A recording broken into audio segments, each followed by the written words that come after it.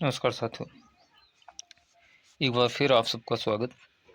साथियों, राजस्थान में होने वाली कृषि पर्यवेक्षक भर्ती के लिए बोर्ड के द्वारा कुछ निर्देश जारी किए गए हैं, जो कि राजस्थान कर्मचारी चयन बोर्ड के द्वारा दिए गए हैं, जिनमें कृषि पर्यवेक्षक सीधी भर्ती 2026, जिसमें दिया गया है कि परीक्षा का विवरण, परीक्षा का नाम, कृषि पर्यवेक्षक सीधी भर्ती 2026। इसके अलावा जो परीक्षा होनी है वो 18/4/2026 यानी कि 18 अप्रैल को शनिवार को होगी, और जो परीक्षा का समय रहेगा वो 11 से 1 बजे दोपहर का होने वाला है। तो जो भी साथी राजस्थान सुपरवाइजर के लिए तैयारी कर रहे हैं उनके लिए इम्पोर्टेंट अपडेट, परीक्षा से संबंधित या परीक्षा के लिए निर्देश बोर्ड के द्वारा दिए गए हैं, जो एक एक करके अभी हम डिस्कस करने वाले हैं। इसके अलावा ये कुछ निर्देश हैं जो कि बोर्ड के द्वारा दिए गए हैं। पात्रता से संबंधित दिया गया है, अभ्यर्थी है सुनिश्चित कर लें कि वे विज्ञापन के अनुसार निर्धारित पात्रता या शैक्षणिक योग्यता रखते हों। जी बिल्कुल, क्योंकि अब जिनकी भी शैक्षणिक योग्यता नहीं होगी वो पेपर तो दे सकते हैं, लेकिन जो फाइनल में जब डॉक्यूमेंट वेरिफिकेशन होगा तो उनको आउट कर दिया जाएगा। और एक बात ध्यान रखना कि बोर्ड द्वारा जो योग्यता दी गई है और जिस डेट में दी गई है उस डेट में हमको कंप्लीट करना अनिवार्य है। और आगे दिया है पहचान पत्र से संबंधित, यदि आपके पहचान पत्र की फ़ोटो 3 वर्ष या उससे अधिक पुरानी है तो उसे अपडेट करवा लें। ध्यान दीजिए, अब पहचान पत्र के तौर पे ये भी हमारे नोटिफिकेशन में मेंशन होगा या रूल बुक में मेंशन होगा, वो देखना होगा क्या उसमें आधार कार्ड वो एक आईडी प्रूफ के तौर पे लेंगे, ड्राइविंग लाइसेंस लेंगे कि नहीं लेंगे, इसके अलावा अपना वोटर कार्ड वो लेंगे कि नहीं लेंगे। तो अगर इसमें से आप कोई भी अपना आईडी देना चाहते हो पहचान पत्र के तौर पे, उसमें 3 साल से पुराना फ़ोटो नहीं होना चाहिए। और परीक्षा केंद्र पर प्रवेश पत्र की फ़ोटो का मिलान मूल पत्र की फ़ोटो से किया जाएगा। मिलान ना होने पर प्रवेश नहीं दिया जाएगा।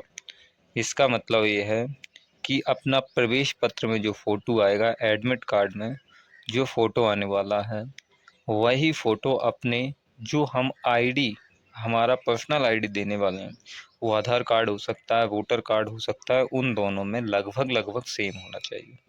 अब मान लीजिए कि 3 साल से अपडेट नहीं किया आधार में, तो बेसिकली वो अलग ही दिखेगा, और अभी करंट का इसमें हमने लगाया है अपने फॉर्म में तो वो अलग होगा। तो इसलिए इनका मिलान होना ज़रूरी है। आगे ORM से संबंधित जानकारी दी है, जिसमें वो कह रहे हैं विकल्प या ऑप्शंस। तो प्रत्येक प्रश्न के लिए 5 विकल्प होंगे, जो कि A, B, C, D और E दिए जाएंगे। पहले 4 विकल्प A, B, C, D और 5वां विकल्प E, जो कि अनुत्तरित प्रश्न के लिए है।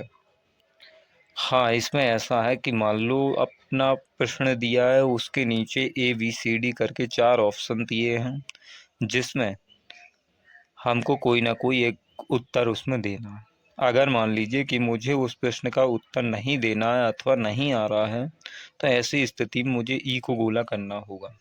अगर मैं ई को गोला करता हूँ या ए को डार्क कर देता हूँ, उसका मतलब ये होगा अनुत्तरित प्रश्न, यानी कि मैं इसका उत्तर देना नहीं चाहता हूँ, क्योंकि बोर्ड ये सुनिश्चित कर लेना चाहता है कि हम कोई भी गोला खाली ना छोड़ें। ये बहुत अच्छा आइडिया है, और भी अदर स्टेट में जो एग्ज़ाम होते हैं उनमें ऐसा नहीं मैंने देखा है। लेकिन इससे होता यह है कि मान लीजिए अगर मैंने पहले अनुत्तरित कर दिया, उसका मतलब ये है कि अब उसमें कोई भी डार्क पेन नहीं चला सकता। अगर मान लो मैंने सारे गोले खाली छोड़ दिए, तो उसमें एक धांधली होने का डर बना रहता। कैसा? मान लीजिए कि अपन ने पूरी कॉपी अपनी जो ORM सीट थी वो खाली छोड़ दी, और कोई व्यक्ति आया उसमें उसने सारे डार्क कर दिए। तो इस तरीके की जो होता है, उस प्रकार की घटनाओं से बचने के लिए बोर्ड का ये बहुत ही अच्छा आइडिया है। और ORM भरना, यदि आप किसी प्रश्न का उत्तर देना नहीं चाहते हैं तो आपको अनिवार्य रूप से 5वां ई गोला भरना होगा और उसे गहरा करना होगा, ऐसा है। ठीक है, आगे दिए हैं नेगेटिव मार्किंग से संबंधित। तो नेगेटिव मार्किंग, यदि 5 विकल्पों में से कोई वो गोला नहीं भरा गया तो उसका 1/3 अंक काट लिया जाएगा। 1/3 अंक काट लिया जाएगा। इसका मतलब ये है कि हमको ई गोला अनिवार्य रूप से भरना है। अगर नहीं भरते हैं, लगातार 3 प्रश्नों में ई नहीं भरते हैं, तो अपना 1 नंबर कट जाए, क्योंकि 1/3 की मार्किंग यहाँ पे ये दर्शा रहे हैं। ठीक है, इसके अलावा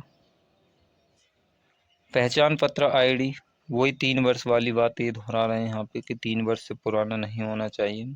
ऑप्शन मिलान, वही 5 ऑप्शन आएंगे जिसमें से अपन को क्या करना है, एक पे गोला भरना अनिवार्य रूप से होगा।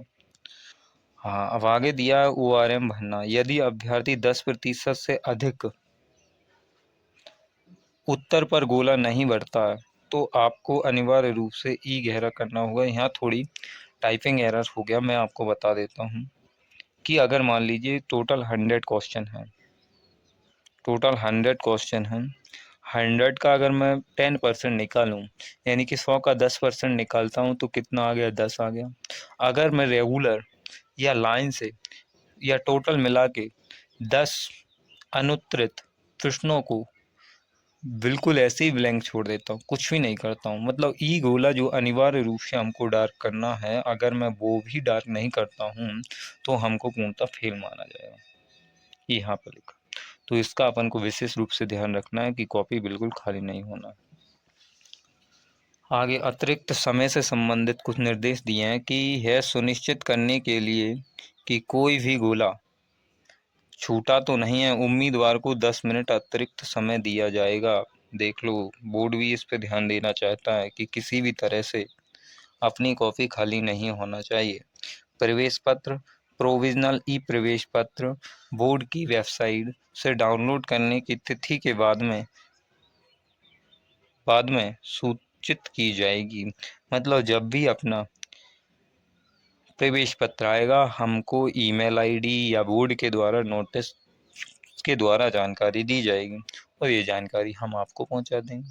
वैसे साधारणतः 7 दिन पहले अपना एडमिट कार्ड आ जाता है, जिसमें केवल सिटी मेंशन होती है, और एडमिट कार्ड पे 3 दिन पहले वो एडमिट कार्ड आता है जिस पे अपना एग्ज़ाम होना है, सेंटर का नाम आ जाता है, स्कूल कॉलेज कोई भी जगह हो सकती है।